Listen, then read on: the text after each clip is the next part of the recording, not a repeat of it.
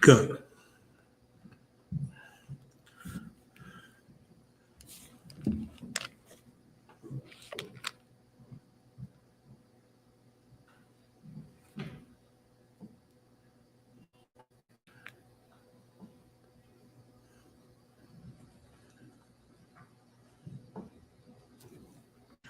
Bear with me 1 second, Israel. I'll get with y'all in a second.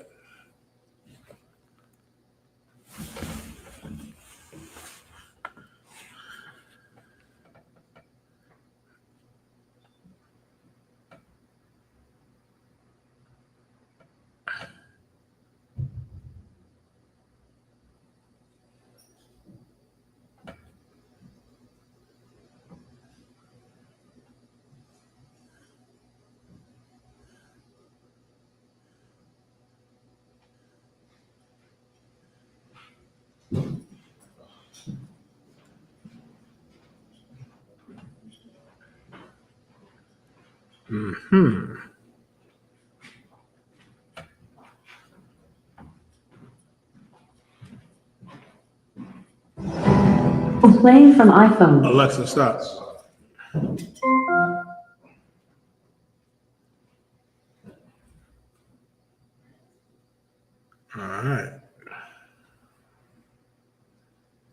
All right, Shalom, Israel, YAHAWASHI, YAHUSHUA. I'm preaching officer 5,000 Yadai, holding it down till 12 shield. General Mahayaman gets here. General Mahayaman will be here shortly. If you have any questions, type them into the chat. The general will be here to answer all your questions. Understand something. As the Lord's chosen people, Black, Latino, and First Nation man and woman, it is important for us to realize, man, for us to come out of this world and to realize who we truly are. Black man, Latino man, First Nation man and woman, we are the Lord's chosen people. We are the Israelites of antiquity. And it's time for us to come out of America. What do I mean by come out of America? You got to take your spirit out of this place. Take your spirit out of it. We are all prioritizing the wrong thing. And if you ever wondered why, you know what I mean, you prioritize the wrong thing, it's because the truth has not been pushed to you. It has. The problem is you think the truth is in the Christian church. You think it's in the Muslim mosque. You think it's in your fake Israelite group. You think it's in whatever. But the truth, you know what I mean, Black, Latino, and First Nation man and woman, comes from the Israelite School of Universal Practical Knowledge under command of General YAHANNA. The Lord sent his prophets back in 1969 to teach our people who we really are.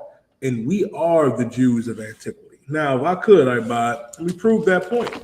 Let's go to Jeremiah chapter 14 and verse 2. The problem is we got a people, right? Brother asked me this the other day. It was a heavy question, you know, asking about Amalek. You know what I mean? And how we can prove that they aren't the Jews. Let me explain something real simple. You can, listen, you can look at Amalek, and anyone that has ever read the Bible or ever read the Tanakh, you know what I mean, or the Torah, you would know. But the problem is, Barzal, they can't really see. You can't. That's why the Lord sent his prophets back. You got people that go and get degrees in theology that can't break the Bible down, Barzal, and it's right here in front of our face. The Lord told us who the Jews were. And I'm going to show it to you. Hey, shalom, sir. So you want to take it? Oh, yeah, I can take it. Call. That being said, I'm going to pass the class off. Do you want to write down, sir? You can finish it up. Oh, come. I get Jeremiah 14 and verse 2, Baba Kashaw. Okay. This is the book of Jeremiah 14 and verse 2. Mm-hmm. Judah of mourning. The Bible says that the Jews would be in mourning. Cross-examine that with Amalek real quick. Amalek is the so-called Jew that calls himself a Jew, and he's not, but the devil that the Bible speaks of. The Bible said that Judah would be mourning. Judah is short for what? Jew. The Bible said that the Jews would be in mourning. They're not in mourning right now. They live in their best LGBTQP lifestyle over there, Barzal, having day parties under the rainbow banner in Tel Aviv and Gaza. Understand something. While the real Jews, that Black man and woman in the ghetto, that Latino man and woman in the barrio, that Native Indian, First Nation, Seminole Indian man and woman on the reservation, that's really a concentration camp. Guess what? Modern day concentration camps. How about that? We're in mourning. The Lord said that the Jews would be in mourning. Go ahead. and the gates thereof languish. The gate is used for protection. That's what the gate is used for. But it says these gates languish. We don't have righteous leadership as blacks and Latinos. What, in the Christian church? In the Muslim mosque, you're looking at Steve Harvey as a leader. You look at athletes as leaders of blacks and Latinos. Our gates languish because there isn't righteous leadership except for the Israelite school of U.P.K. under command of General YAHANNA. Our gates languish. Go ahead. They are black unto the ground. The Jews are what? Black unto the ground. The Jews are black unto the ground. Benjamin Netanyahu is not a Jew.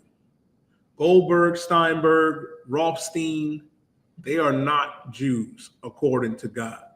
The Lord said that the Jews are black unto the ground. You break the ground up, you have different derivatives of black and brown, different shades. We got 12 different flavors, like my brother Barzal always say. Listen, man, Adam Clayton Powell, listen, you'd have thought Adam Clayton Powell was an Israelite, Barzal. When we saw that video that General Mahayaman was breaking down, when Adam Clayton Powell was saying black is beautiful. We got all different shades in our own race. You don't got to go out there and intermarry. You don't have to go out there, you know what I mean, and try to pretend and be something that you're not. Here in Philadelphia, you got brothers that put a sundress on, you know what I mean, and put a little orange color in their beard, and then they bow down to a rock. You put your Sunday gown and vest on and go to that church where your kids and everybody is getting molested and touched, while the whole time that Bible's sitting up there on that banister, on the counter, on the dresser. It says in Jeremiah 14 and verse 2 who the real Jews are. The real Jews is us, black, Latino, and First Nation man and woman. That's something that they don't want to tell you. They don't want to tell you that. And with that being said, I'm going to pass the class off to the priest and officer of 5,000, Marat.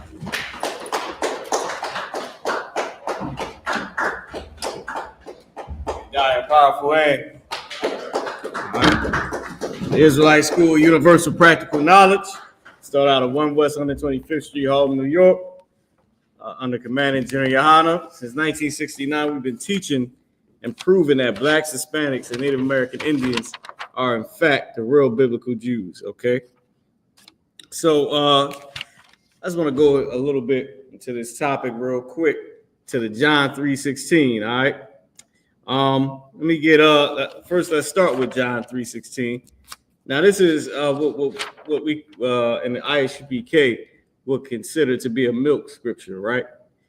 But if you notice what's going on in the world today, first off, Barzal, can you give me that precept that says the wickedness in high places, the principalities and all those different things? Let's get that real quick. The reason why I'm going into this John 3:16 breakdown, if you think about today, right?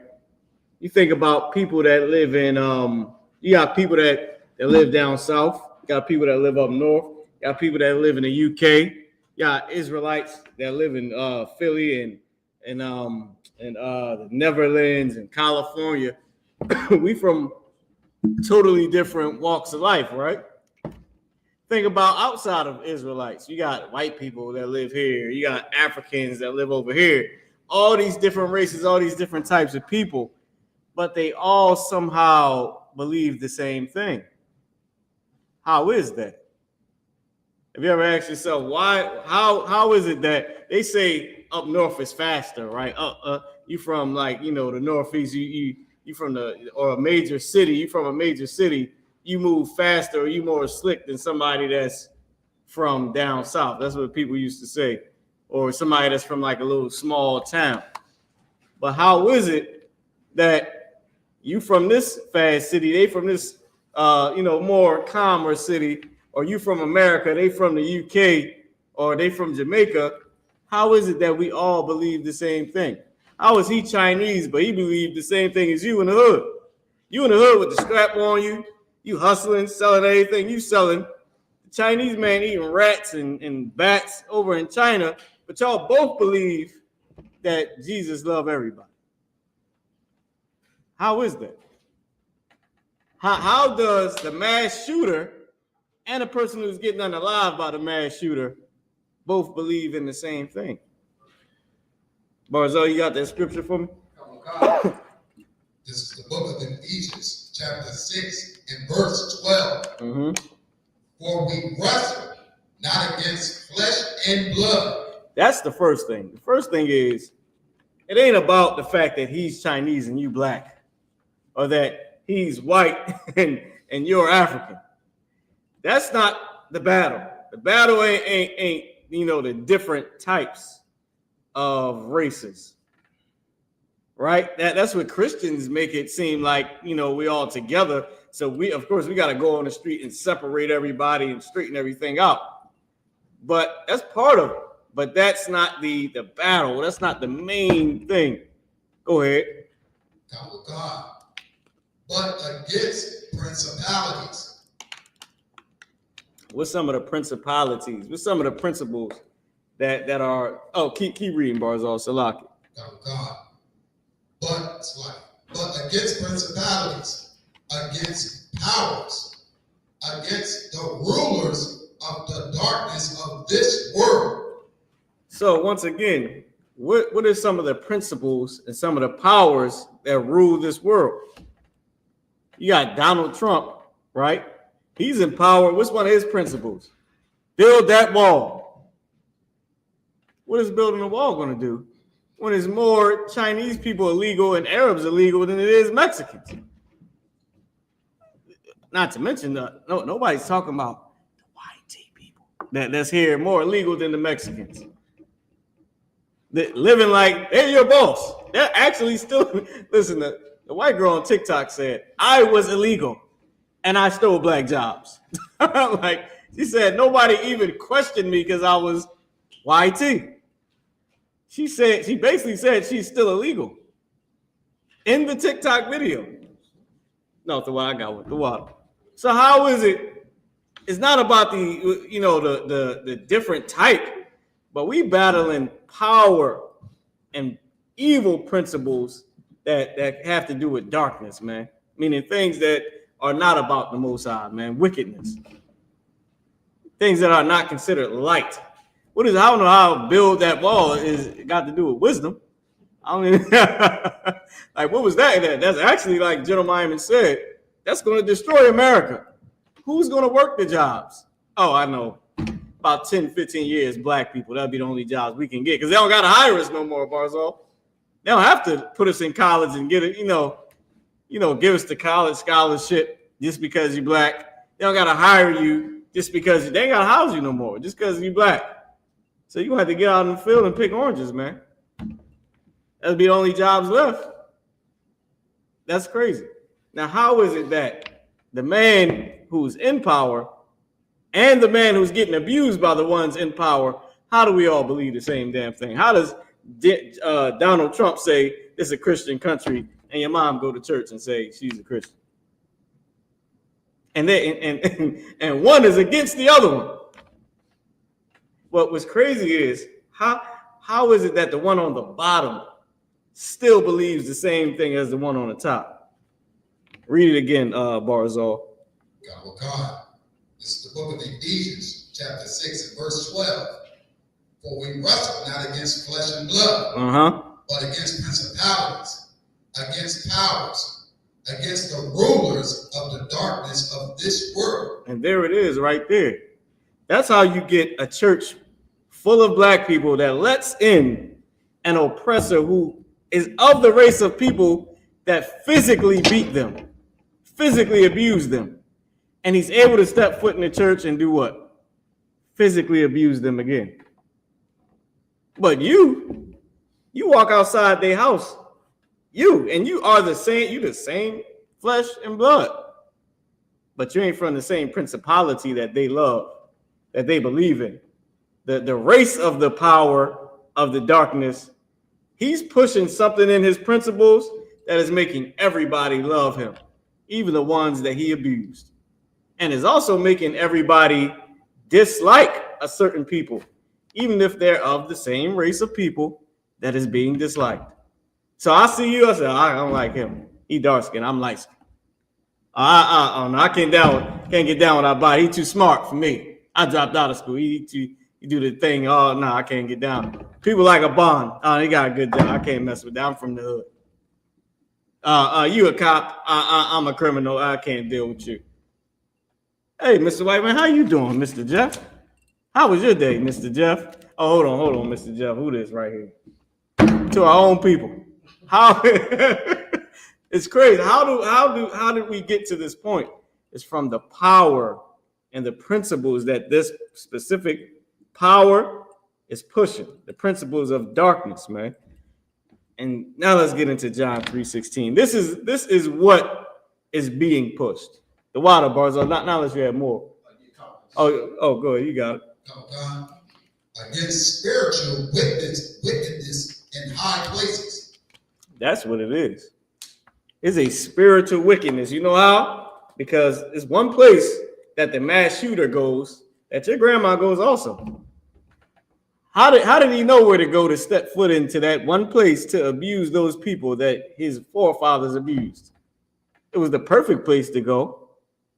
It was the place where he would be definitely treated like part of the principle of darkness that they're being taught in that place, and that was a church.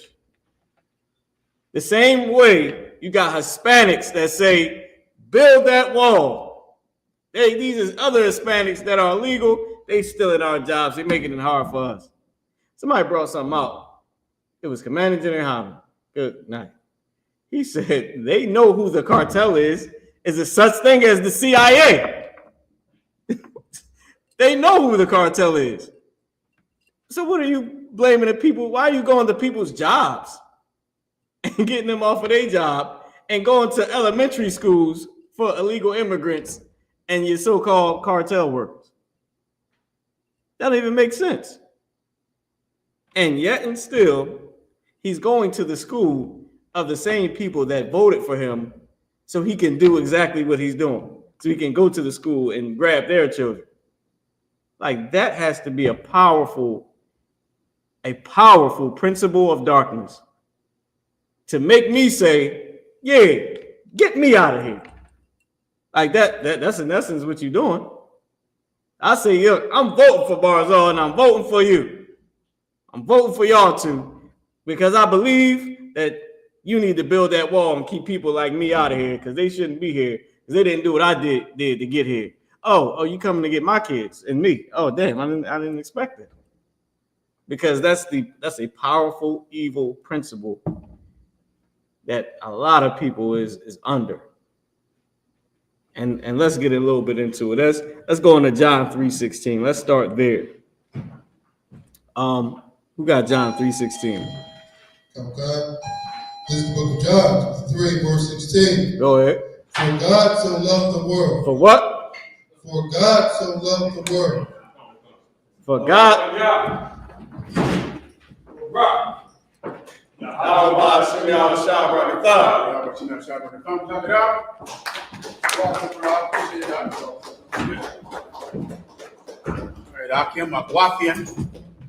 Let's get it on. I'll answer your questions, solve your problems for you. We're ready to rock. We'll go over the things that you need to go over this week to battle demons and to save the lives of the people who are in danger on this planet. And that's blacks, Hispanics, and so-called North American Indians. You die. If you have any questions, I'll take them now. This is from Officer Kassar Bakad. He says, Shalom, General. If I may have a breakdown of this verse in Malachi chapter 3 and verse 5. He's asking, can it be used for speaking against America and its immigration policies? Okay, let's hear it.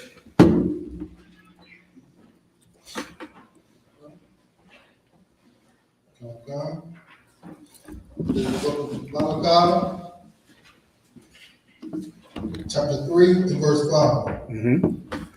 And I will come near to you to judgment, and I will be a swift witness against the sorcerers, and against the adulterers, and against false swearers, and against those that oppress the hireling in his wages. Oh, yeah, that's a good precept. Excellent precept for immigration, for the immigration policies of America, for the abuse that America gives to people that are the reason for its very survival.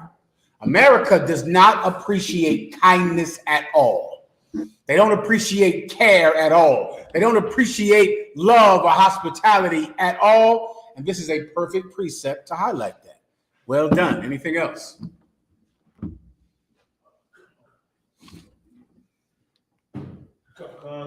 This is from Michael Wilson. He said, Shalom, General, if I may, and I have a breakdown of Isaiah 63 in verse 3.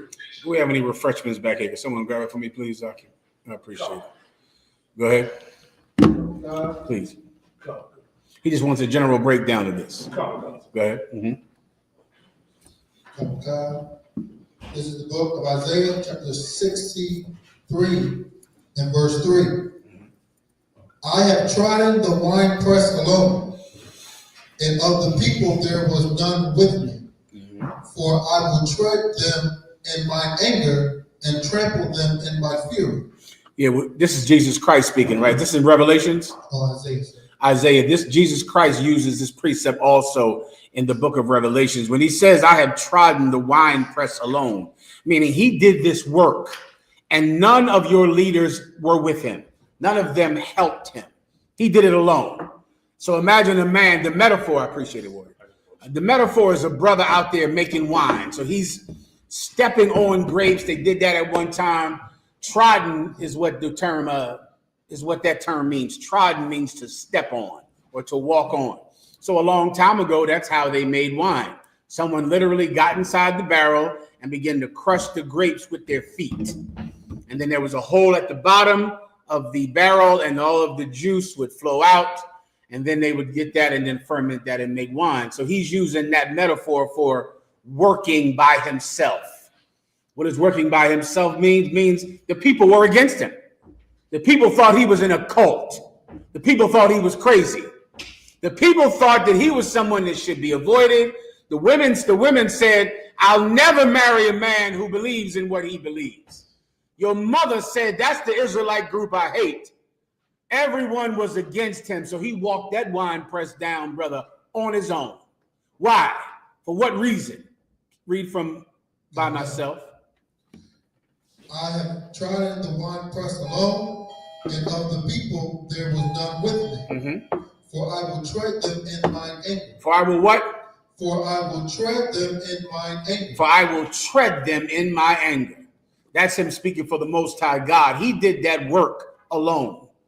And the Most High God is going to destroy them, step on them the same way a brother steps on grapes to make wine. He did it alone. You didn't believe him, no problem. No sweat. You didn't want to follow his statutes and commandments. His prophets you killed. No sweat. Well, I'm going to do this work alone. And in my anger, I'm going to step on you. I'm going to step on you and bleed you like a grape. That's the breakdown. That's the point. Everyone understands. If there's more, please read it. Of God. And trample them in my fury, and their blood shall be sprinkled upon my garments, and I will stain all my raiment. Ooh-wee. That's the metaphor. The metaphor is if you're in that wine press and you're stepping on grapes, of course, your garments get red. Your garments get soaking wet. And the Most High God is saying he's going to get soaking wet, brother. He's going to be wet. No problem. You didn't want to join him. You preferred the Babylonians, the Philistines. You idiots prefer Donald Trump. I know. He's rich. And anybody that's rich, of course, they're your hero. They're on your Mount Rushmore of your heroes. Jay-Z, Donald Trump. Who else is up there? I guess Tupac and Biggie, I guess. I don't know. Whoever you believe is rich and successful and living out your childhood, boyhood dream. Yeah, well, the Most High God said no problem. The prophets of God did it alone. And the Most High God is going to get wet, brother. I pray you understand. Is there anything else? Sir.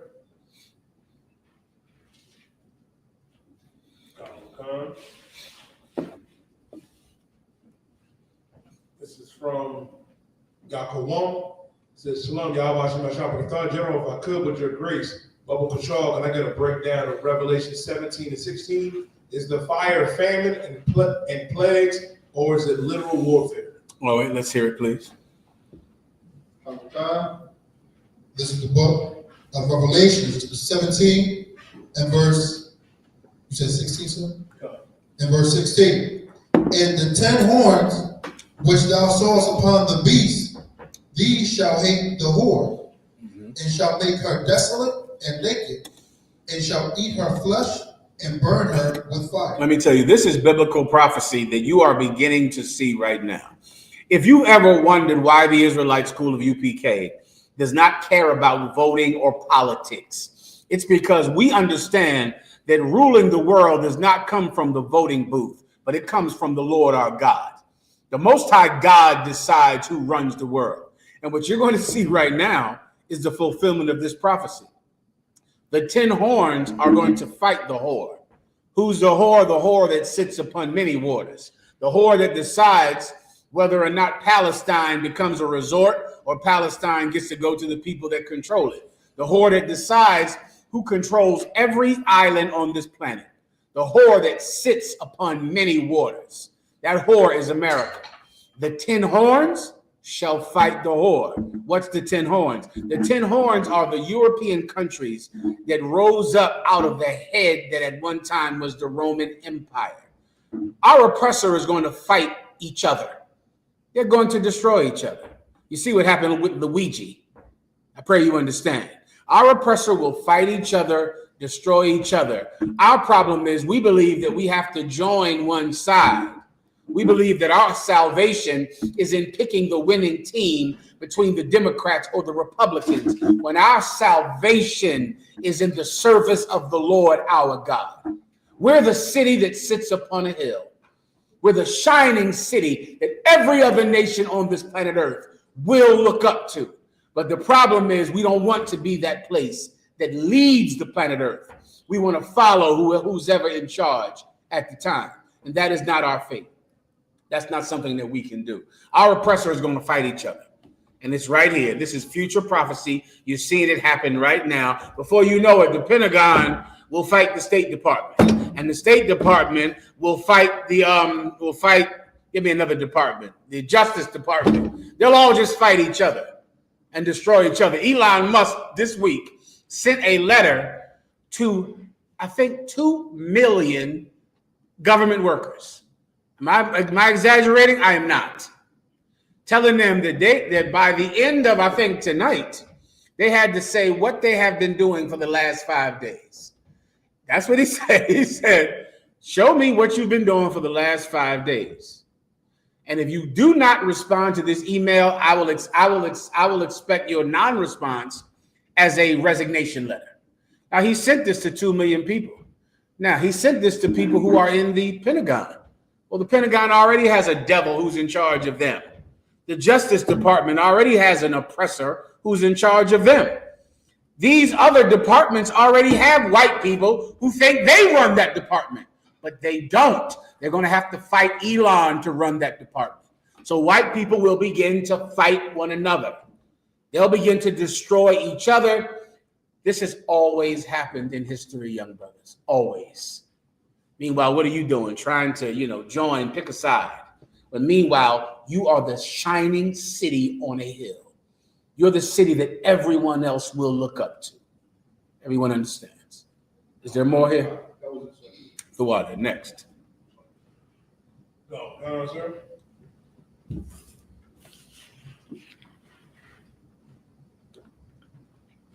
This is from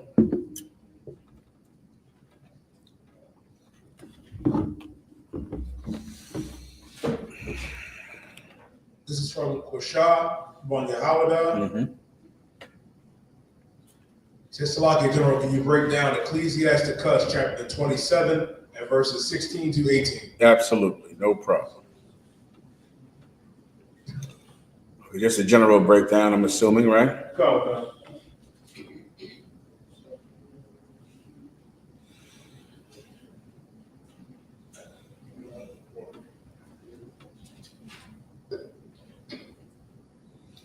Are you ready?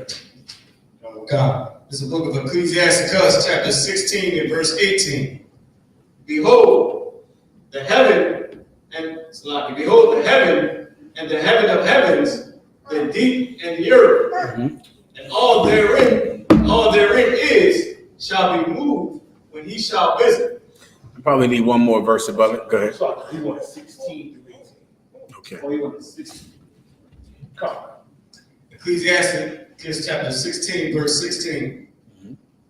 27 to 16. 27. Yeah. This is the book of Ecclesiasticus, chapter 27 and verse 16.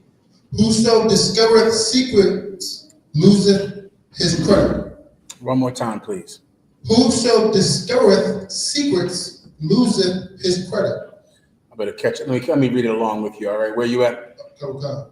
This is the book of Ecclesiasticus, chapter 27 and verse 16. Ecclesiasticus 27 And verse 16. and 16. All right, stand by 1 second. Mm-hmm.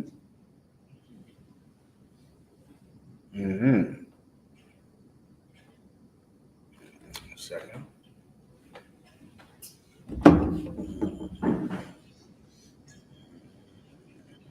I'm trying to tell you where you're going to start up from. All right, stand by. Okay.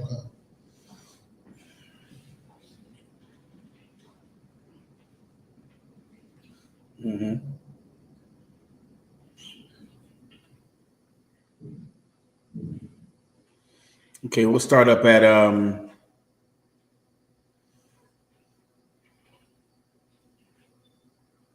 let's start at 14. Okay. No, I'm sorry. Let's start at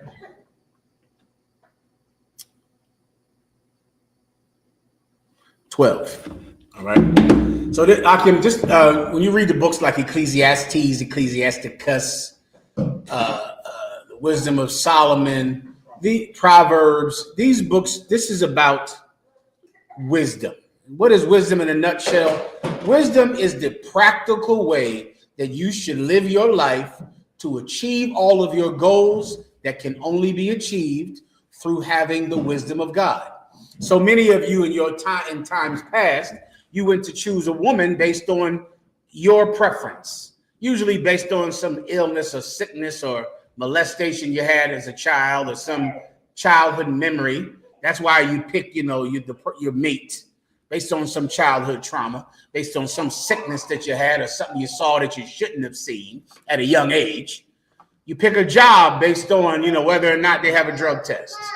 You pick your neighborhood just based on, where you're comfortable, the poverty that you are used to.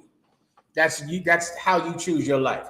When in actuality, the Most High God put fathers in your life to give you understanding of how the world works, young brothers, young sisters, because they live in it and have lived in it for so long and have attempted to do the things that you are failing at doing right now. Well, those brothers wrote books, and the Most High God kept them together in the Bible. You understand? They wrote the book of Proverbs, Ecclesiastes, Ecclesiasticus. That word ecclesiast means the rulers or the religious leaders. That's the ecclesiastical or the Ecclesiastes, meaning these men who are leaders in Israel, who are old men and who have attained wisdom that they pass on to young brothers and sisters. Everyone understands. So now we're going to read some of that wisdom right now. Please, ven otra vez, please. Gracias. Go ahead. This is the book of Ecclesiasticus, chapter 27 and verse 12.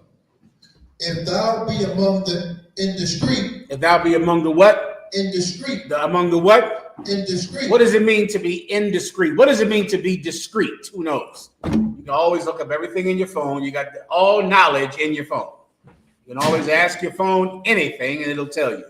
What does discreet mean? I'll give you a few definitions.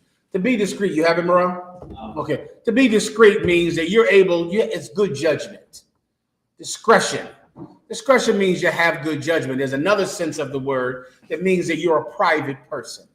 You're not a person that lacks shame. You have shame, you have dignity, you're private. Those two things, the definitions are very similar. You're wise, you know how to make decisions, and also you have some dignity and privacy. You wouldn't walk down the street with your whole behind out if you're a woman. That would be indiscreet. If you're a man and brothers and sisters trust you with things, you wouldn't squander it and shame them and embarrass them. Everyone understands, right? That's discretion. But if you are with them that are indiscreet, go ahead. Observe the time. Watch the time. Keep going.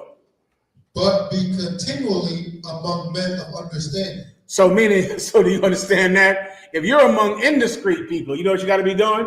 you got to be like, oh boy, I got to get up in the morning. You got to be looking at your pocket watch. You understand? So you with them, they're indiscreet, which means you cannot relax around them. You cannot be comfortable around them. As you're with them, you're pulling out your pocket watch. You're like, ooh, how much longer do I have to be here? Let me see. What time is it? Because I'm looking at the time. I'm watching the clock. I'm looking at the sundial because I got to get the hell out of here before the sun goes down. Because these brothers have poor judgment. These people I'm around right now can't be trusted. Why? They're indiscreet. They don't have shame. They don't have wisdom. But if you're around what? God. But be continually among men of understanding. What you should do is be continually around men of understanding. Around men of understanding, you're not watching the clock. You're not watching the sundial. Because you're relaxed and you can always be around them. But you cannot spend your time leisurely around dishonorable men. If you have to be around them, look at the clock. Look at the clock on the wall. Look at your watch. Look at your phone. You looking at it. I gotta be here for an hour. All right. The clock is running. When the time is up, I'm getting the hell away from you. And why? Because you're not the kind of people that I should spend too much time around. Everyone understands. Keep going. Verse 13. The discourse of fools is irksome. The discourse. What is discourse? Discussion. The talk. The discourse of fools is what? Irksome. Is irksome. It irks your nerves. To hear fools talking, it vexes you. You hear them talking about sports, politics, which is the same thing. You know, politics and sports are the exact same thing. It's some game, you pick a team, you want your team to win, when really the teams work for each other. The teams are unified. They're together. You hate the Giants, and the Giants hate the Eagles. Meanwhile, the owners of the Giants and the Eagles are in a league together called the NFL. And they share profits and share everything because they generate animosity for fans. But the owners are with each other. It's a game. And people get so excited about it and care about it like it means any goddamn thing at all. And if you have wisdom, it'll irk your nerves. That's an old term for vex you or make you angry. Keep going. And their sport is the wantonness of sin. I think I just broke that down for you. Everybody understands? And their sport is the what? Is the wantonness of sin. Is the wantonness of sin. That's the real game they play. The real game they play is just lusting after disobedience to God. That is all they care about. That is all the Democrats care about. The Republicans care about. The favorite sports team. The thing that the hip Drake and Kendrick Lamar. They're just two sinners who are just lusting after how they can break God's law more. And if you're a man of understanding, just hearing them talk can absolutely be a vexation. Continue. Verse 14. The talk of him that sweareth much maketh the hair stand upright. The talk of him that does what? The talk of him that sweareth much maketh the hair stand upright. Your hair standing upright is an old English term for like, this is just making me so angry. It makes my hair stand on edge. It's like, oh, my teeth set on edge and my hair stands upright. Like what we call today a Hebrew in the school. Like it just, instead of your hair being locked down in braids, your hair is just up like a lion. Like, oh, this cat is driving me out of my goddamn mind. Why? Because he's what? Read that again. The talk of him that sweareth much. The talk of him that swears much. I swear on the dead homies. I got to hear that all day on my phone, bro. Whatever the hell that is. The dead homies. These dead homies, I mean, there's a lot of swearing on these dead cats. I mean, man, I've never heard that, I think, till a year ago. Now, on my phone, I can't scroll fast enough. I scroll the minute I hear duh. I get rid of it. I don't want to hear on the dead homies, on the dead homies, on the dead homies. I think when I was your age, brothers always say, on my mama. I think that's what they used to say. I swear on my mama. I swear on my mama. I swear on my kids. On the life of my kids.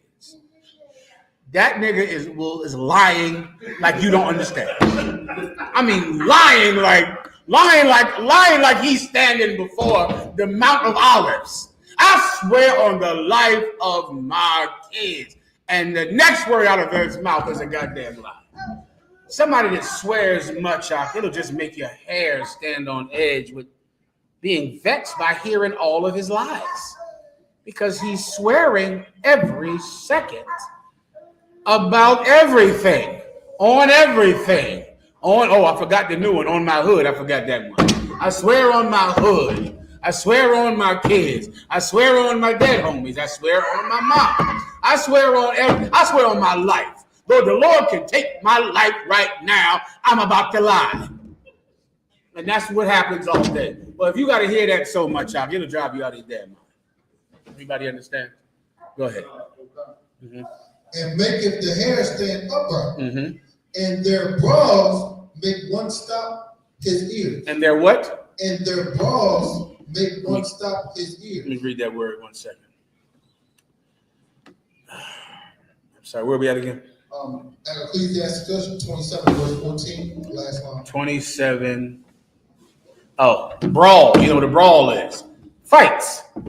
That's what a brawl. And their brawls make one stop the ears. Because what will this cat who's constantly swearing that he's telling the truth when he's lying, what will happen with him all day, all night?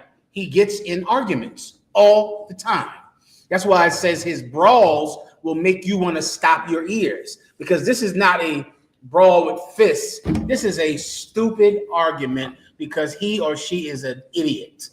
And like Donald Trump is just like this. Donald Trump has no discretion. He is stupid, and he is lying every time he breathes. I bet his snores are lies. But everything that comes out of his mouth is a lie. And he's always standing up like, I'm telling you, this is true. This is true. And what happens, but because he lies so much, what is he getting all day? Constant arguments with everything and everybody. Come on, Barack. So I brought this out before, but right on national TV, he was talking about something. He said, yeah, something. The reporter said, yeah, but you took that away, and your senior person was poor. He said, oh, well, you did that? Oh, well, let's just bring it back. He said, I mean, come on, man. That type of person, don't be that kind of person. Our oppressor, they love to let some old WWE wrestler rule the planet, but you can't be like that. You don't want to be the kind of cat who you have a problem with people because of your stupid mouth and all of your lies, and because of that, you can't get along with anyone. Drunks are like that. You've seen those in your life, or you one of those type of people, where because you're always drunk, what are you doing all the time? Talking and talking and talking and arguing and talking and talking and arguing and shut up. Who in the hell wants to hear you all the time, all day? You get that, all right? The brawling is you're stopping your ears because it's an argument. It's a war of words. It's a fight with words, which is why you stop in your ears. His brawls make you stop your ears because you hear his fights. Continue. Come, verse 15. The strife of the proud is bloodshed. The what? The strife of the proud is bloodshed. The strife, the strife is like anger and war. The strife of the proud is bloodshed. Donald Trump is so proud. He's so proud, and because of that, he can't wait to hurt the Mexicans. He can't wait to hurt the Hispanics and the Haitians and the tribe of Judah, the so-called Negroes, because he's so proud. And he has to hurt someone to feel in charge, so he doesn't feel threatened. He needs to hurt someone. That you don't want to be that kind of person, right? Where you're so proud, and because you're so proud, you have to harm someone. And I give you a real life example that blacks and Hispanics do every day. Can I give you the word? Let me give you the word that proud people constantly use. Don't disrespect me. That disrespect. Oh my God. How many people do you have to kill because they disrespect? You better respect me. Don't disrespect me. I respect you. Don't you disrespect me. I got to be respected. Who's disrespecting me? Every word out of your stupid mouth is respect. And you dumb idiot women, you do the same thing. You in some marriage, or both of you are like two cats in a prison yard fighting over respect. He disrespected me. Well, you got to be respecting me. Well, you can't disrespect me and then expect me not to disrespect you. Well, I respected you, or you don't. Both of you are beneath contempt. Neither one of you deserve any kindness, let alone respect. That's a proud person who is just always fighting for someone to revere them, for someone to treat them with respect. People who fight for respect, I'm fine, Moria. People who fight to be respected always disrespect everyone else. You give me any person that is always fighting because they were disrespected, that person is disrespecting everyone else. Everybody understands. That's this precept. And now you have to harm people, you know, because they're not respecting you enough. Continue. And their revelings are grievous to the ear. They're reveling. You know what reveling is? It's like riotous partying. You know, they're just reveling. They're partying. You get tired of hearing it. Because whenever they're even having fun, they're boasting and bragging. If they're just having a good time, they're going to just talk about themselves and how great they are. That's why you idiots love spades. So you can sit at a spades table and be the greatest spades player in your project. Where in the hell is being good at spades getting you in life? Are you an international spades player? Are you making millions of dollars from your spades expertise? Are you going pro in spades? You're slamming the goddamn cards down on the table like you're dunking a basketball. Listen, you're the greatest spades player ever. Now, ask me for $5 so you can get home. You're the greatest spades player that has ever existed. Now, should I get you an Uber, or are you going to sleep outside in front of your wife's door? Everything, you're so great. You're just so wonderful. And your partying is just really more arguing about how great you are, about how amazing you are. You can't play basketball with your best friend without getting in a fight over, I guess, who's the best basketball player who can't jump today on this basketball court in the ghetto. You just have to be great in your mind. You die. Sir, my carnality in the world, we fight each other. Well, I'm from the tribe of Judah as well, you know. So I absolutely understand. Okay, Judites, you know, have it very bad when it comes to pride. And when it comes to needing an artificial ego boost. And it's sad because if you are nothing in life, then you need to be something. So you're the basketball champion of the projects on 115th and Lenox. You know, that's what you are. You're the spades champion between the cousins in your family. So you have to find a thing that you can be great at, because really you're great at nothing. And that's just the truth of you. Everyone understands. Keep going. Verse 16. Whoso destroyeth secrets loseth his credit. Whoso what? Whoso destroyeth secrets loseth his credit. Let me catch you real fast. What verse are you in? Ecclesiasticus 27 and 16. Sir. Ecclesiasticus 27 and 16. 1 second. I got you. I see it.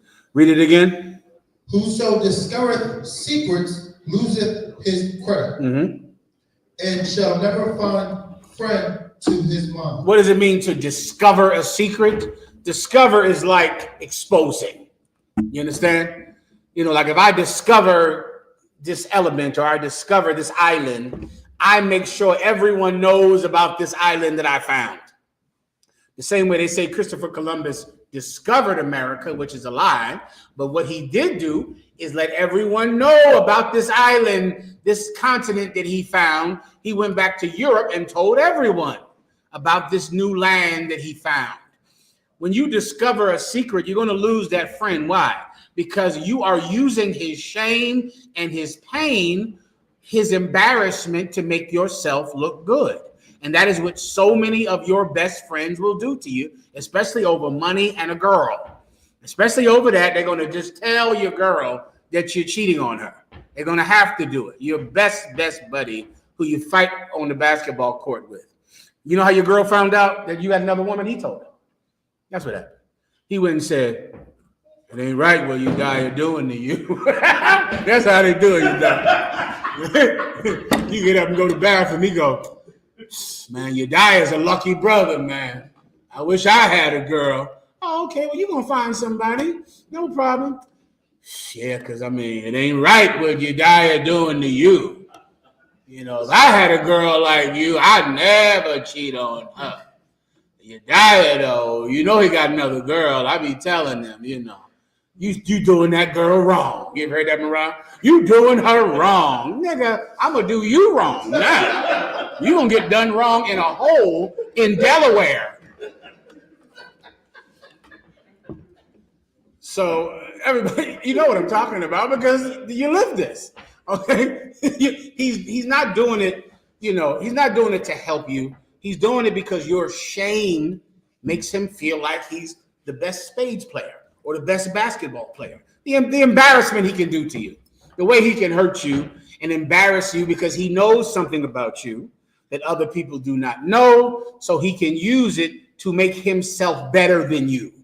You understand?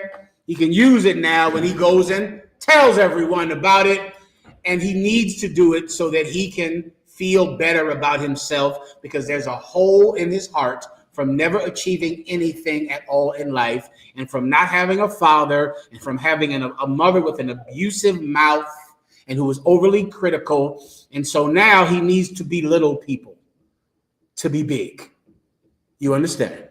That's this precept. All right? It's what you see in our oppressor every day. It's in him. It's not supposed to be in us. Don't you understand? We are the shining city upon a hill. We're supposed to teach white people how to be friends, how to have grace, how to be kind.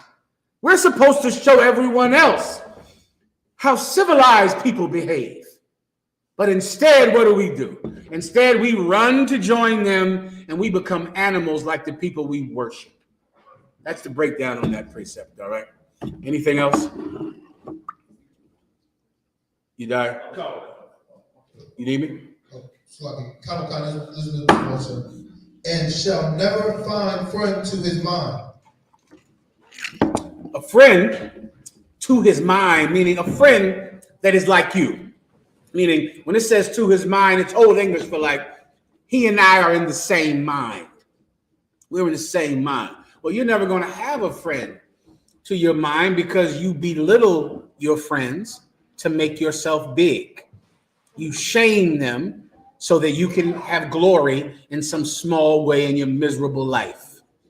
So you're not going to get a friend to your mind, a friend that's like you. You're not going to have that because you're a terrible friend. You know what people forget about who want friends? They forget to be friendly. They forget that part. You know, if you want some friends, you should probably learn how to be friendly. I pray you understand. Anything else? I think I answered the question, Yediah, or no? Did he want me to go all the way down? Am I at 18 yet? No. All right, let me know if I can do it, Yediah, if I have another one. You got more questions too, sir. All right, let me move on if I could, please. All right. Gracias. Go ahead. Call, sir. This is a lengthy one. All right. Yediah, just give it to me all straight up and down in public. I prefer it like that. I like my thing out in the open. If you don't mind, go ahead. This is from Officer Mahayaman. Just lock your eye. Oh, I thought it was somebody in the world. My apologies. This is a brother in the school. I was assuming it was someone in the world. Okay, please come on. Salaki. You can keep reading up. This is the book of Ecclesiastes 27 and verse 17. Love thy friend and be faithful unto him. But if thou betrayest his secret, follow no more after him. Or you can call me, but you decide. For as a man hath destroyed his enemy. Read that one more time. My apologies. This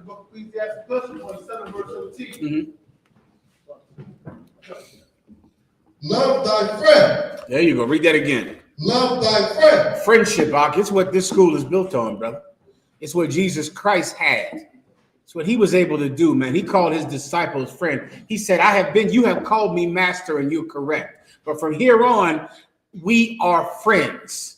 That's what he said right before he went to go give his life for his friends.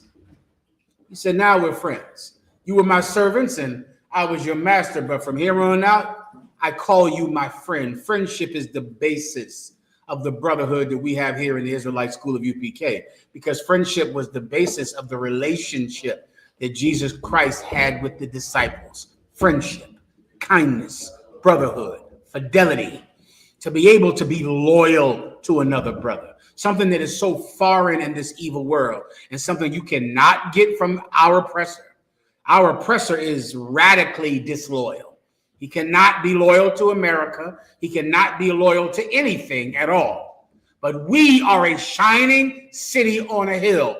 We are supposed to teach this planet friendship, teach this planet how to be loyal. Continue. And be faithful unto him. And be what? Faithful unto him. You got a friend, I'll be faithful to that brother, man. Be faithful. Don't you understand? This is the basis on why in the Israelite School of UPK, we never leave the truth. Never. We would never become a traitor. Never lay down our swords. And for you traitors out there, you will never understand the love that we have one to another. We would never leave the truth because we cannot leave one another.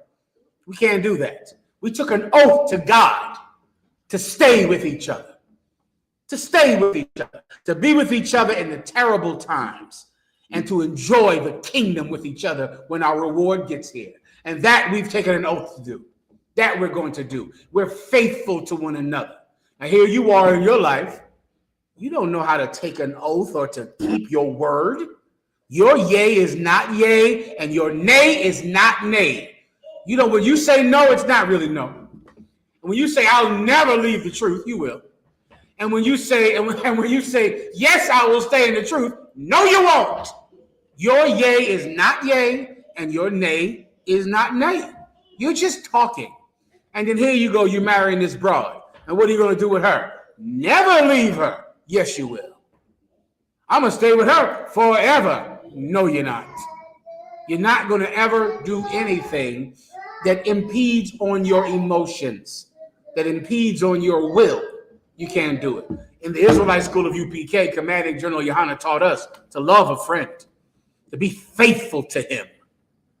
Continue.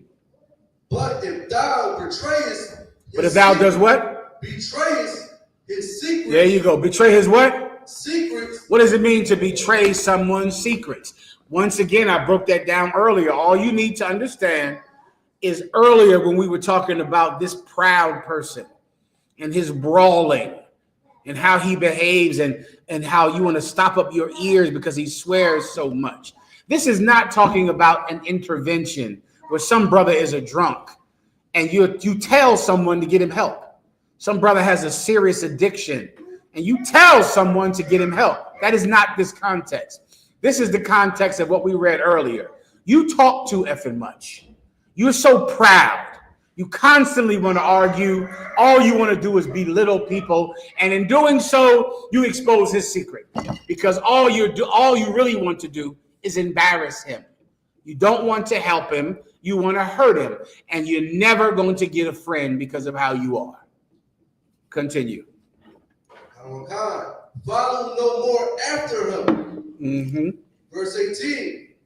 For as a man hath destroyed his enemy,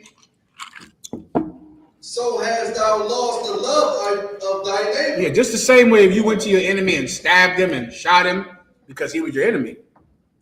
By exposing this brother's secret to hurt him, to embarrass him as you argue with someone. Because you needed to argue with somebody. You needed to belittle him and mock him and shame him. And really, it's what you do for sport. You play like this. Do you understand? This is how you play, which is why earlier it said that their sport is sin. This is how you like to play. This is not the scenario of getting someone help. That's not this. This is I want to embarrass him because this is how I enjoy being with people, hurting them and laughing at them for my own aggrandizement, so I can make myself large. Everybody gets it, right? All right, go ahead. A lot of this, you went through this in high school, grade school. Someone teased you. You've been through that in your life with someone, you in grade school, you had a young, impressionable age. And when you're a child, you want friends. You want friends.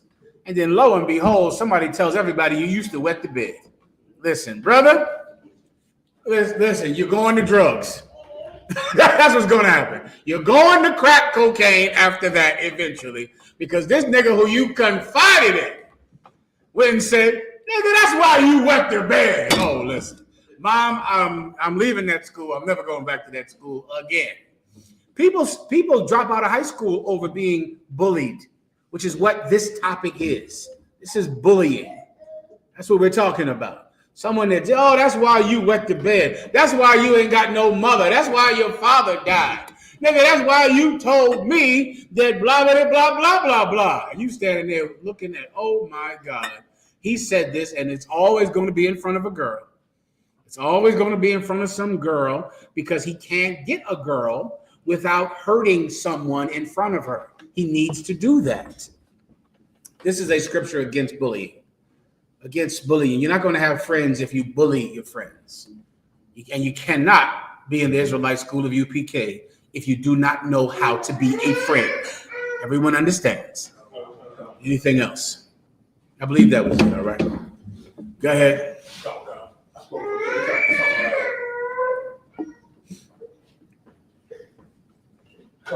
This is from Officer Mahayaman. He said, Shalom, Lord Christ, sir. With your grace. Please. He said, why would the Lord choose brothers out of the world, you know what I mean, that, are considered failures, that don't know how to choose the right woman, that don't know how to, you know what I mean, uphold their household? Why did the Most High choose brothers like this instead of choosing decent brothers that are more qualified to do it with, that don't have, other formalities? Excellent question. I'll sum it up for you. I'll even more concise. But the brother is saying, why would the Most High, if he's going to choose prophets and priests of God, why would he go pick people who are flawed and broken and failures, as opposed to picking people who are successful and who are wise and educated? And I will answer your question. Because in weakness is my strength made perfect. The Most High God only wants broken men. That's all he wants. Because the Lord cannot get glory from someone who is already glorified. The Most High cannot get the credit from someone who has no flaws. But if he chooses men like me, who were broken and battered and came into this school in pieces, then he will receive the credit for any success that I get. This is a precept. This is in 2 Corinthians, the 12th chapter. All right. A long time ago, the Most High chose the perfect people. He told them. He went and told the people from the Hashmonean dynasty, the descendants of Judas Maccabee. Oh, they were a great proud house. Oh, they were so mighty. Their great-great-grandfather chased the Greeks out of Israel. And then they went and formed two religious sects called the Sadducee and Pharisee. And they were still perfect, still flawless. And the Most High God said, I bid them to my supper, and they all made excuses.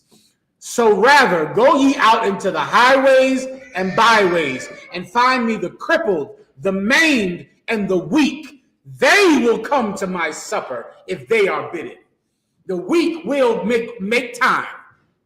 They'll make time to come see God. But the proud people and the rich people, the people that are better than me, they don't have any time to serve God, so he has no time for them.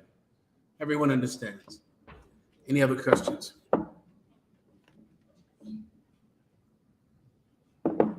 Khan, sir. Khan. This is from Ayazahab, he says, Salaki, my liege, Please. if I may, in my ignorance, I want to know if Satan will retain his job or be on vacation since righteousness will rule the kingdom. Most, I appreciate the question, the water. I'll take the chaser if I could. The water. And the water too is all right. Well, the Bible does not describe exactly what Satan will do in the kingdom. The Bible doesn't say what he will do. He's an angel, so I'm sure he will do whatever the Most High God wants him to do. However, in the kingdom, the Bible does also not say that there will be no temptation in the kingdom of heaven. It's a Christian myth that when Jesus Christ returns, the kingdom will just be a place where it is no temptation for sin. That's not true. The Bible says this, that the fathers, no more shall it be said that the fathers ate grapes, but the children's teeth were set on end. In the kingdom of heaven, it will be just like it is today, except the influences in your everyday life will not be influences to sin. The influences, the primary influences, will be influences to obey God. But that does not mean that you still won't find a way to disobey him, even in the kingdom. Even there, we know that the Bible says that there'll be people in the kingdom who are the least in the kingdom. Israelites who are the least, like John the Baptist, who will be lower than the least in the kingdom of heaven. And the Bible also says in the kingdom, every man pays for his own sins. Right now in this land, you're paying for your father's sins, for your grandfather's sins. So you're born into sin. You're born in the ghetto. You're born in a neighborhood where drugs where drugs are on every corner. You're born with childhood traumas that cause you to be more apt to do something against God. In the kingdom, you'll be born into a perfect place. A place where God's law is the law of the land. But there will still be temptations. And some people will fall to those temptations. But they won't be able to blame their grandfather. They won't be able to blame their father. But they will pay with their lives for their own sin. That's the difference between now and the kingdom, all right? So it is quite possible, more than likely biblically, the evidence in the Bible says that Satan will do exactly what he's doing now. But he'll just do it in a green tree as opposed to a dry tree. Satan will be in the kingdom while you have a castle on a hill with slaves and land and wives. And then he'll say, you know, you're a king. You should just have a wife. Why don't you have sex with one of your slave girls? You know, you are a king. You rule the continent, right? What did Solomon do while he was a king? Solomon had everything. David had everything. And they still sinned against God. So the biblical evidence says that Satan will just do exactly what he's doing now, but just do it in a better place. Everyone understands. All right. Anything else? Please. This is the book of Jeremiah, chapter 31, verse 29. In those days they shall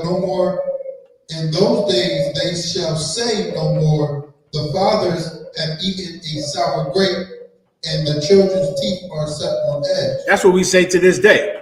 We say to this day, we are the children of sinners, so we were born into captivity. Because we're born into captivity, we're on drugs. We commit all types of acts of transgression against God's law because we were born here with these other nations. Why? Because our fathers sinned. That's true. So now that's what life is about now, overcoming what your father put you into. But in the kingdom, that won't be what life is about.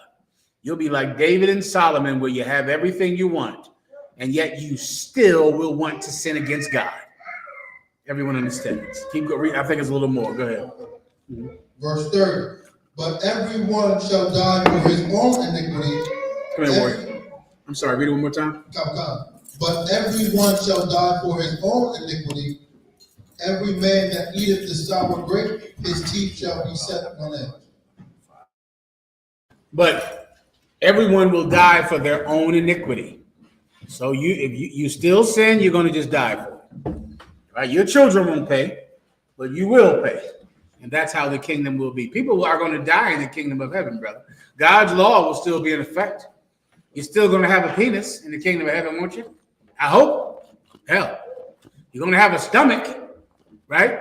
You're going to have eyes that want in the kingdom of heaven. In the kingdom of heaven, you're going to be in a body, which means you are still susceptible to temptation, just like David and Solomon were when they ruled the planet Earth. You'll be in a body, which means Satan will still have a job to do to make some king who's ruler over a vast land sin against the God that gave him that land. Satan has been successful at that in the past. Anything else? Gotcha. Anything else, please? Sir, this is from Officer Warrior. He said, Shalom, General. If I make it a breakdown of Psalm 78 and 35, when it says God was the rock and high God the Redeemer, was this talking about Christ and the Most High, or was it just talking about the Most High? All right, someone read it. Where we at? This is the book of Psalms, chapter 78, Verse 35. And they remembered that God was their rock. Psalm 78 and 35. All right, let me catch up with you real fast. All right, go ahead. And they remembered that God was their rock. And the high God their redeemer. Okay, this is only talking about the Most High. This is not two gods right here. God was our rock and the high God our redeemer. Throughout, meaning he's the one that delivered us. This is not talking about Jesus Christ. This is talking about God. It's like reiterating it. It's like he's the Father, the heavenly Father. It's not two fathers. It's just the same Father, but it's me emphasizing, praising him for two different qualities. He's the Father, the only Father, the only God. The high God, it's the same God. It's not two gods. There are no such thing as two gods. All right. Anything else?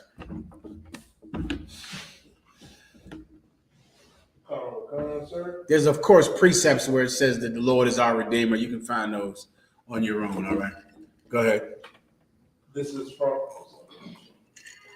Sister Deandra. She said, Shalom, Adawan. Please. What wisdom would you give to my son about having white friends? He's 13 and he has one at school that he's cool with. Watch it. Okay, this is the wisdom I would give your son. Never have a white friend, ever. When you go to school and you go to school with people of another nation, you should treat them the same way that I'm sure his mother treats white people on her job.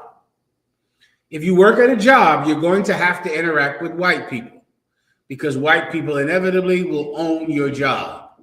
If you're an Uber driver, you're going to have to drive white people around because they have all of the money. So if you're going to make any money at all, you're going to need to in some way find out how you can get that money from white people because they have the money and we have the labor. Everyone understands, right? They're not your friends. You have a professional relationship with white people. Professional. How do you treat someone professionally? The sister could answer this. You go to a slavery every day. What do you do when you see Jim when you walk through the front door? Do you smack him in his face? Do you shoulder shove him at the water cooler? Do you hit him, punch him in the stomach in the warehouse? What do you do?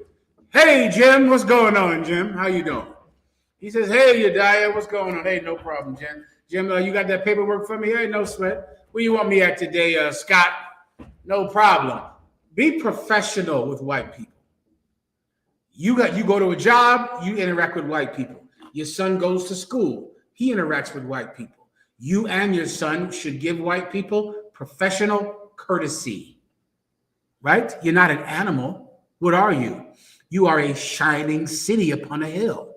Teach the white people on your job how you can be full of courtesy and you can be professional. And you can speak to them in a kind way, in a pleasant way, so that everyone on the workplace feels comfortable and it makes for a productive workplace. Your son goes to school.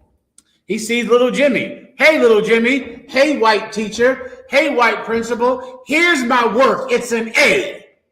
Give me an A that I deserve, white principal, white teachers. Hey, white friends, look at the A's I have.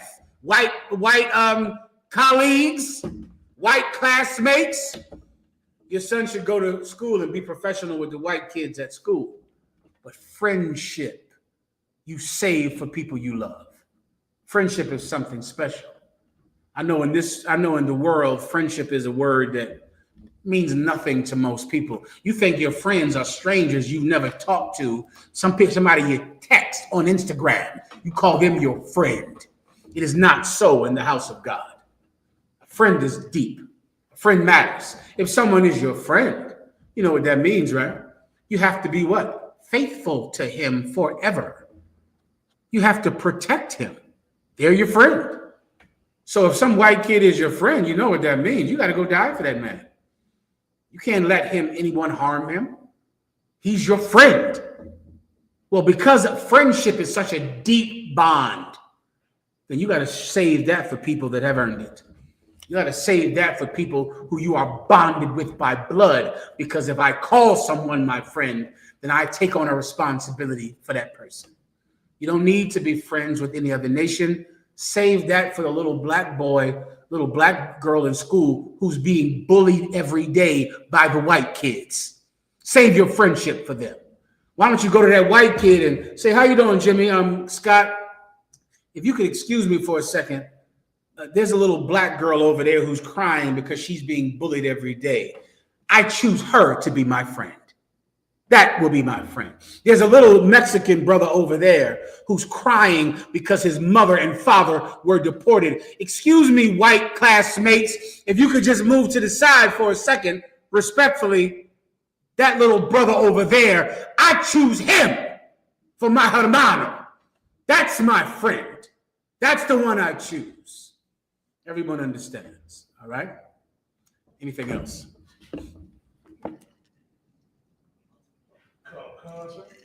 Mi hermano, mi amigo.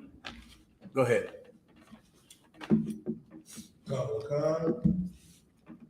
This is from Troy Smith. Shalom, General. If you don't mind me asking, Please. what was it like battling on the street when the Passion of Christ came out?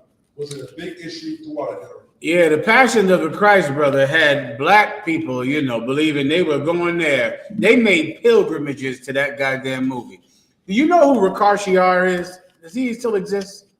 Ricard was this fake Israelite who left Commanding General YAHANNA's service and went and started some group called the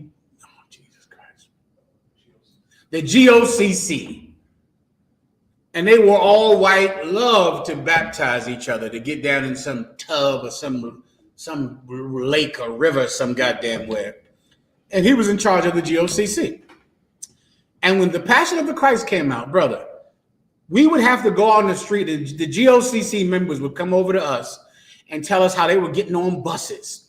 Ricard was taking them on buses, like pilgrimages, to go see Passion of the Christ, to go see a white man get his back beat and take all the misery and all of the sympathy from our king who actually took the beating.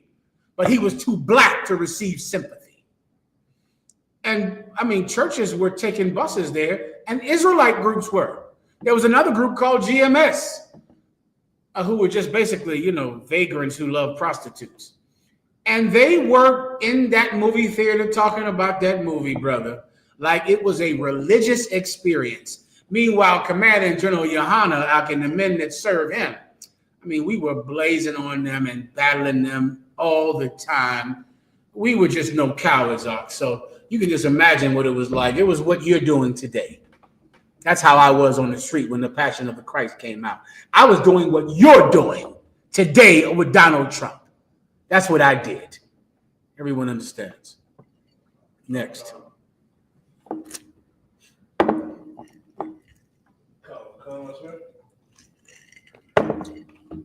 I got a video I sent you, Daya. Well, Farrakhan loves Donald Trump. Louis Farrakhan loves him, supports him.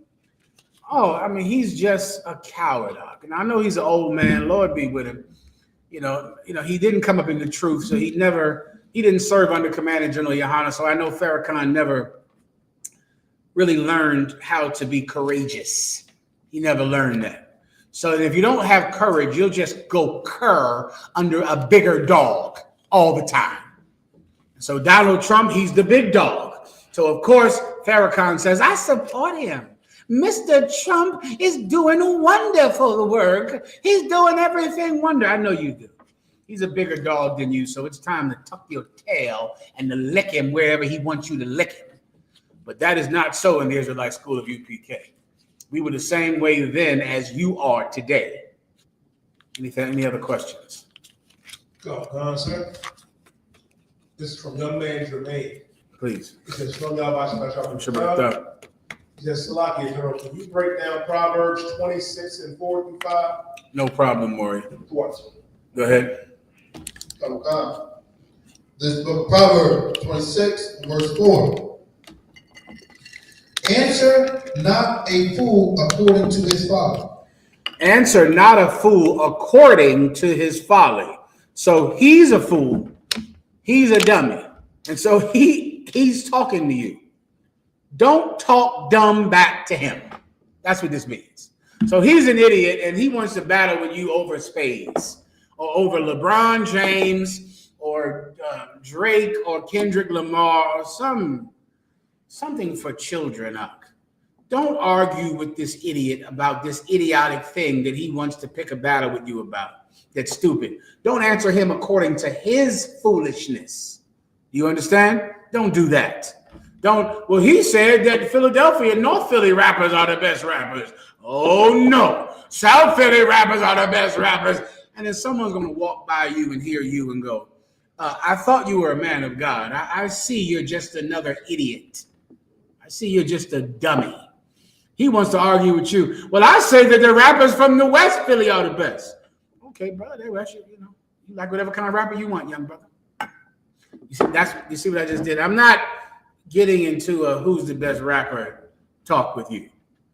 That's not something I can do. You got to go do that in lockup. When you down there in the roundhouse, argue with everybody about rap music. Get into a good heated battle with them. Fight with them all the time about art, which anyone can be the best based on what's in your own stupid head.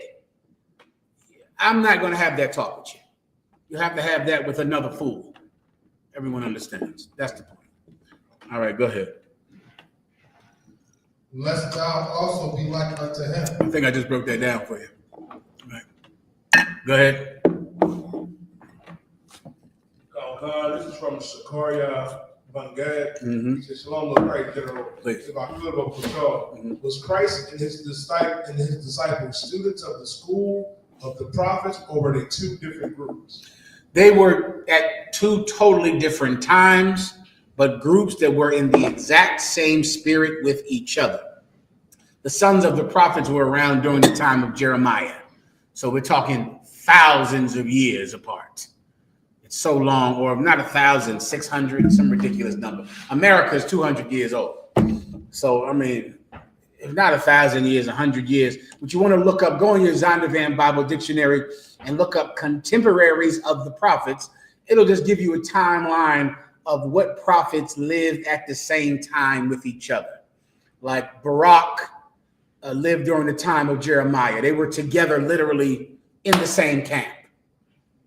Isaiah, I forget who they were. They'll tell you. Hosea, they were together, meaning they were with each other, in class with each other, right? They lived at the same time, saw each other every day. We're in the same caves, hiding from Jezebel with each other, right?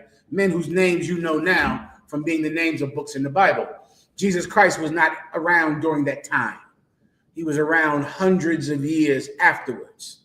But of course, the prophets and the entire book is about Jesus Christ. Everything in the Old Testament is about Jesus Christ. Jesus Christ fulfilled everything that the prophets said. The things that they wanted, he made it happen.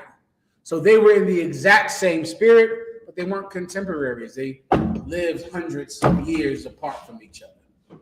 Everybody understands. Anything else? This is from Officer Kanak. He The Shalom of Christ, my Lord. If I can get a general breakdown of Genesis 49:11. Please. Is this talking about YAHUSHA and SHALAM? Why did Jacob bless Ephraim first? Go ahead. This is the book of Genesis, 49 and verse 11. Binding his fowl unto the vine, and his ass colt unto the choice vine. This is the one? This is not the Ephraim one. This is the Judah one too. Okay, he wants this broken down as well. All right, this is speaking about the tribe of Judah and how the tribe of Judah likes to drink. It's a, I can describe this. There are, when you read the book of Genesis and you read the 12 tribes breakdown and Deuteronomy 33, they're telling you how these tribes are naturally. You know, it's something that's in your blood. Now, and many times, it's a thing that you have to fight because you're born like this. The white man today in 2000, I think it came out in 2020, where they finally proved that alcoholism is a trait passed down to you in your blood. Well, here we are reading the book of Genesis, thousands of years ago, where they're telling you that the tribe of Judah likes to drink. They like to drink. It's something that's in their blood. In many cases, you're going to have to fight what is in your blood to serve God. But it's just, this is describing how you are. All right. The tribe of Judah likes to drink. Everybody gets it, right? When I say likes to drink, I'm of course talking about drinking too much. That's what I mean by like to drink. All right. Keep going. This book of Genesis, 49 verse 11. Binding his fowl unto the vine. Right. Binding his foal. A foal is a young horse. Right. And so the metaphor is I take my young horse and I tie it to a grapevine. That's just the Most High emphasizing how connected to drinking Judites are. They're connected to it. Keep going. And his ass colt unto the choice vine. And his ass's colt means his donkeys, the baby donkey. He'll bind his young donkey to the best vine, to the best wine. He likes to drink. It's in his blood. He has a special affinity for it. Keep going. He washed his garments in wine. Oh, it just keeps going. It just keeps emphasizing that he washes his clothes in wine. Keep going. And his clothes in the blood of grapes. You get that? That's all just emphasizing this cat really likes to have a drink on. He's into it heavy.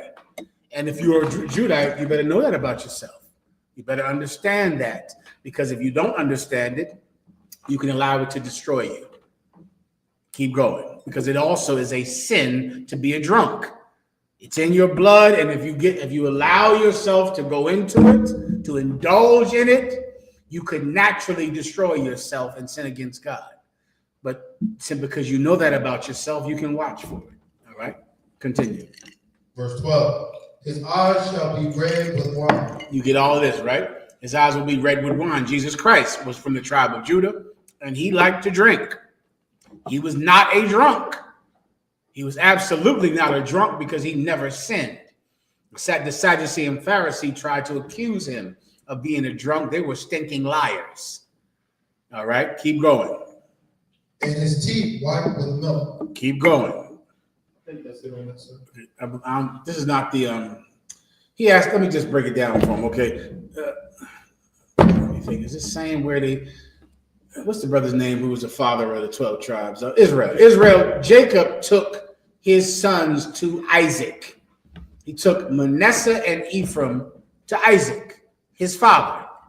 Now, I can't recall, I might need you to read it because I think I'm missing something in my memory right above it. When he went and crossed over his hands. Manasseh was the elder brother. He was older than Ephraim. So Israel took his two sons to his father, their grandfather, hoping that he would bless them. Come on. Joseph took them to Salakia. Say it one more time. Joseph, Salakia. Joseph took Ephraim and Manasseh to Jacob, Salakia. Joseph, who was one of the 12 sons of Israel, he took his sons, Ephraim and Manasseh, to Jacob. Jacob's name was changed to Israel. And he was hoping that his father Jacob would bless his two sons, right? When he got before Jacob, Joseph pushed Manasseh up front. He pushed him up front because he wanted Jacob to put his hand on Manasseh's head to make him the elder son, meaning to make him the one that would be in charge, to make him the ruler. So he pushed him up. When Joseph did that, the father switched because it wasn't up to Joseph who was going to receive this blessing. That's why he did it. Because Joseph pushed Manasseh front. Like, come on, bless him first. I choose this one. The grandfather said, but I choose this one, and switched. You understand? That's why, if you ask him why he did it, that's why he did it. That's why he did it, because he wanted this one to be in charge. But it was God's will that Ephraim would be in charge. And of course, later on, Ephraim became in charge of the northern kingdom when the kingdom of God split. And he was pivotal in that split. Everybody understands, all right? Next. Gotta end it.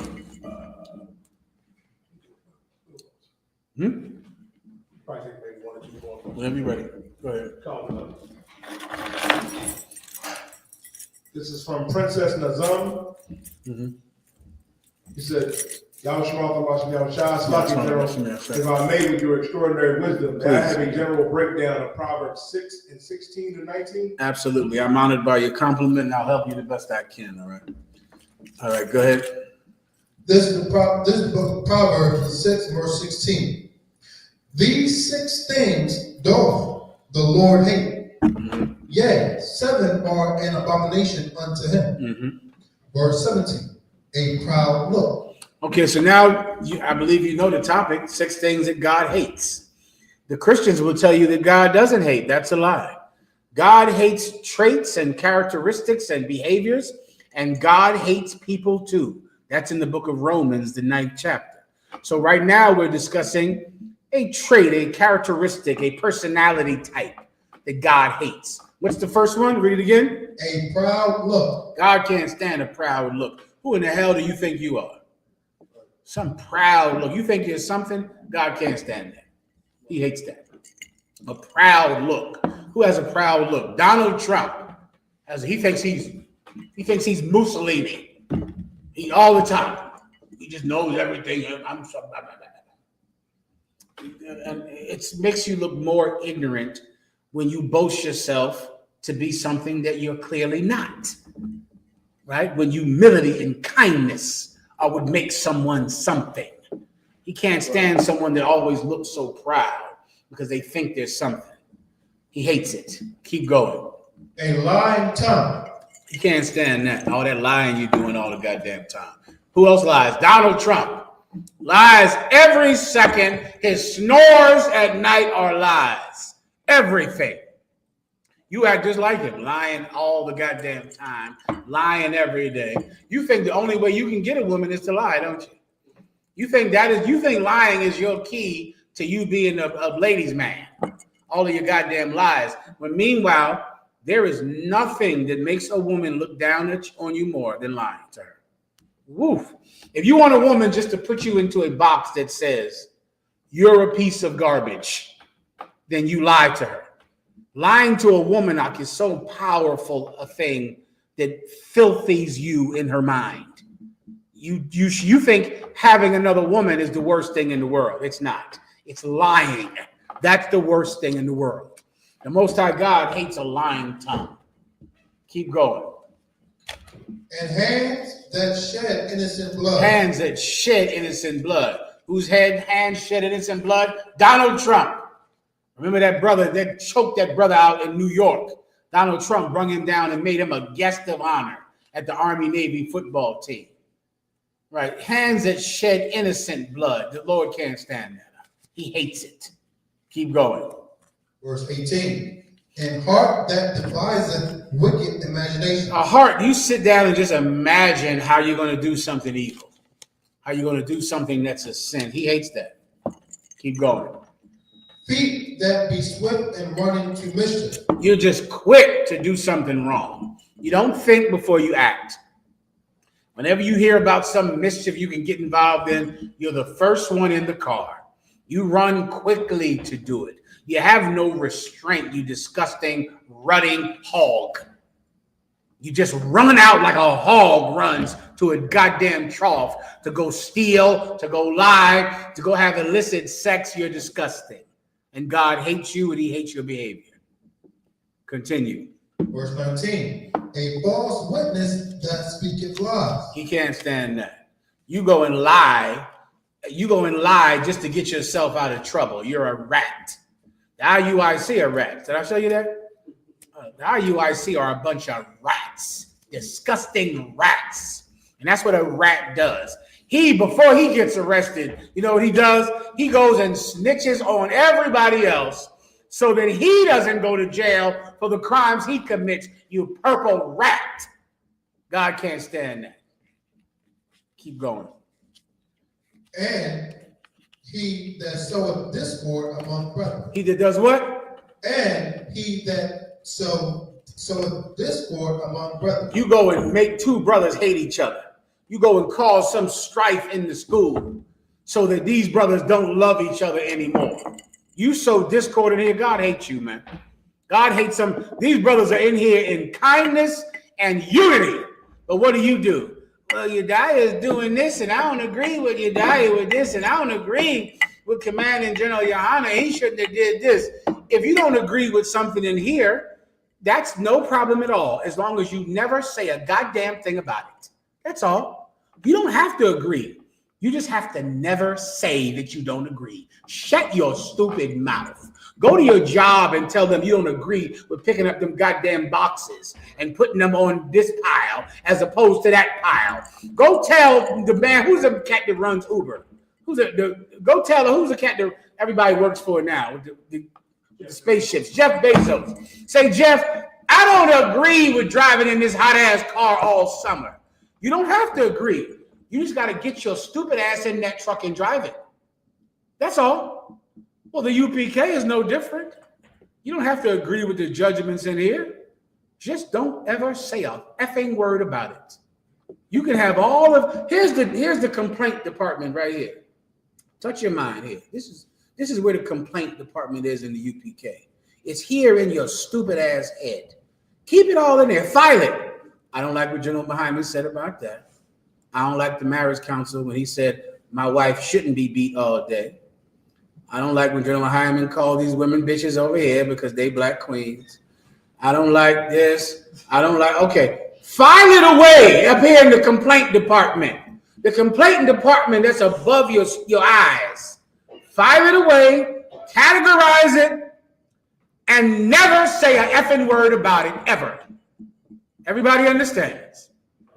Because we're going to love each other in here.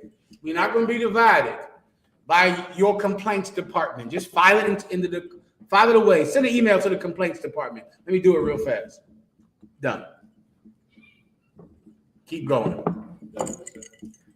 With that said, please pass the class over to Police Officer Mathemia.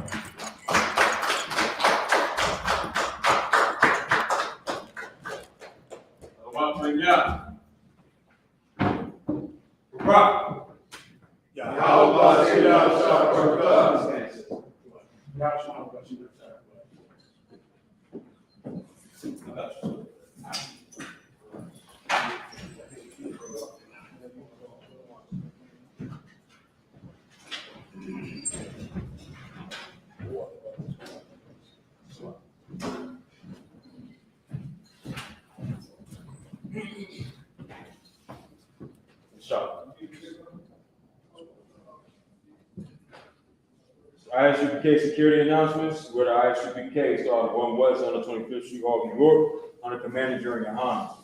Rule for new brother and sisters. When a new brother or a sister comes into the school, they are off limits for 6 months. They are to be saluted only. They're here to shed themselves in the world. If they need transportation, the teacher will arrange it. After 6 months, if a brother or a sister has an interest in a particular person, he or she must get permission from the head to speak to a brother or a sister. There is another 6 months in which the brother and sister will court each other. After this 6 month period, the brother and sister will get permission from the head and marry. Tithes, which is a commandment, you can find in Numbers 18:21, Malachi chapter 3, verses 8 through 10. It's a tenth in the Hebrew, Ma'asherah. 10% of every penny of any increase the Lord gives you, give to the treasury department. Priest fund, free will offering for priests, not mandatory. Whatsoever amount you would like. Upcoming holy convocations. You got the Feast of Pure Rim. It's coming up. And it's 14th day and the 15th day of the 12th month.